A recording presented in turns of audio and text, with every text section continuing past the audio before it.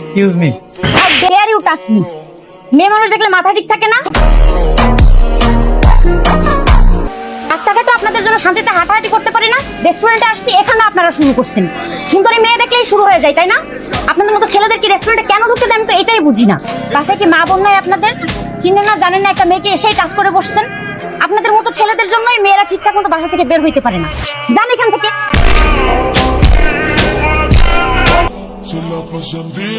Excuse me, মানে আপনারা মেয়ে মানুষ না, সবসময় বেশি বুঝেন। বলা নাই কওয়া নাই, যেমন চায় তা বইলা দিলেন। আমি কি আপনার সাথে লুতুপুতু করতে আসছি? ওই যে ওইখানে আপনার 500 টাকা পড়ে গেছিল, এটা আপনারা দিতে আসছি। ও ভাইয়া, এটা আগে বললে তো এত সিনক্রিয়েট হইতো না ভাইয়া। অ্যাকচুয়ালি আমি খেয়াল করিনি টাকাটা পড়ে গেছে। সব ছেলেদের এক মনে করেন, তাই না? সরি ভাইয়া, দেন টাকাটা দিন। টাকা সরিতে সবসময় কাজ হয় না।